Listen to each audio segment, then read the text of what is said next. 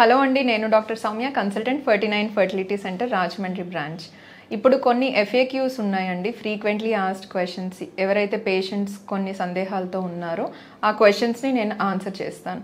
First question, tubes ఎందుకు block అవుతాయి ముందుగానే తెలుసుకోవచ్చా?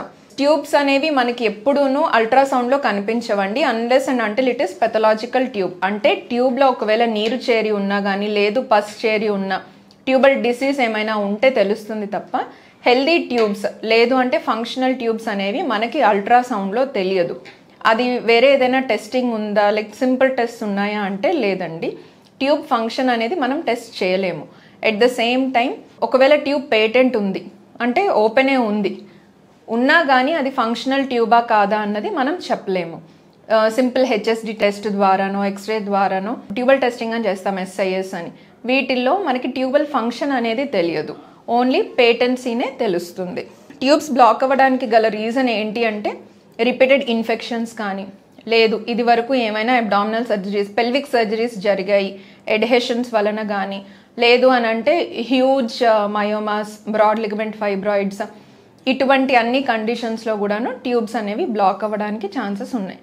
ఎడ్హెషన్స్ కూడాను PID అంటే ఎక్కువగా ఇన్ఫెక్షన్ ఉండడము, ఈ కండిషన్స్లో ఏంటి అంటే అతుకులు ఫామ్ అవుతాయి గర్భసంచి చుట్టూత.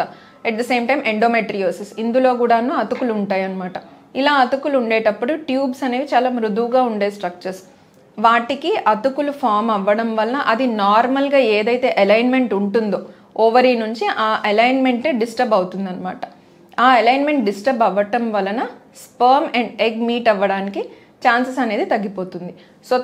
సో పిండం తయారవ్వడమే డిఫెక్టివ్ ఉంటుంది, వాళ్ళలో ప్రెగ్నెన్సీ అనేది రావడానికి తక్కువ. నెక్స్ట్ క్వశ్చన్, ఎక్టోపిక్ ప్రెగ్నెన్సీ వచ్చిన వాళ్ళు మళ్ళీ ఎప్పుడు గర్భం కోసం ట్రై చేయవచ్చు? ఎస్, ఎక్టోపిక్ ప్రెగ్నెన్సీ కోసం ఒకవేళ ఏమైనా మెడికల్ మేనేజ్మెంట్ చేసుకున్నారు, మిథోట్రెక్సెట్ లాంటి డ్రగ్ యూజ్ చేశారు వాళ్ళ డాక్టర్ అయినట్లయితే కనుక ప్రాపర్ 6 months గ్యాప్ అనేది తీసుకోవాలి ఆ ప్రెగ్నెన్సీ నుంచి నెక్స్ట్ ప్రెగ్నెన్సీ ప్లాన్ చేసుకోవడానికి అనమాట. ఆ good amount of 6 months gap ఉన్నట్లయితే సేఫ్ ఫర్ నెక్స్ట్ ప్రెగ్నెన్సీ. ఒకవేళ ఎక్టోపిక్ ప్రెగ్నెన్సీ అయ్యింది, ట్యూబల్ సర్జరీ వరకు వెళ్ళారు, ఫర్ సపోజ్ ఏదైనా రప్చర్డ్ ఎక్టోపిక్ అటువంటి సినారియోలో ట్యూబ్ని రిమూవ్ చేశారు, వీళ్ళు ఎప్పుడు ప్రెగ్నెన్సీకి వెళ్ళొచ్చు అంటే 2 months గ్యాప్ సరిపోతుంది. 2 months తర్వాత నెక్స్ట్ ప్రెగ్నెన్సీ అనేది వీళ్ళు ప్లాన్ చేసుకోవచ్చు, supposing that other tube is normal. Next question వచ్చేసరికి, డోనార్ ఎగ్ అంటే ఏంటి? వీర్య కణాలు వాళ్ళవే వాడతారా? డోనార్ ఎగ్ అంటే ఏంటి అంటే ఇప్పుడు ప్రెసెంట్ డే అండ్ ఏజ్లో ఎగ్ కౌంట్ అనేది చాలా తక్కువగా ఉంటుంది యంగ్ విమెన్లో. ఎట్ ద సేమ్ టైం మన ఇండియన్ పాపులేషన్లో చాలా ఫాస్ట్గా డిటీరియోరేషన్ ఎగ్ కౌంట్ అనేది జరుగుతూ వస్తుందన్నమాట. అంటే ఇది వరకు ఒక 45 years వాళ్ళలో ఎగ్స్ ఎలా ఉండేవో ఇప్పుడు అలా 30-35 years వాళ్ళలోనే ఉంటున్నాయి. కౌంట్ అనేది డ్రాస్టిక్గా డిక్రీజ్ అయిపోతుంది. దీనికి కాజెస్ మళ్ళీ ఒకటి లైఫ్ స్టైల్ అవ్వచ్చు, 2 ఎండోమెట్రియోసిస్ లాంటి కండిషన్స్ అవ్వచ్చు, 3 వేరే cysts, simple cysts or any ovarian surgeries అవ్వచ్చు. ఇటువంటి అన్ని కండిషన్స్లో కూడాను ఎగ్ కౌంట్ అనేది తక్కువగా ఉంటుంది.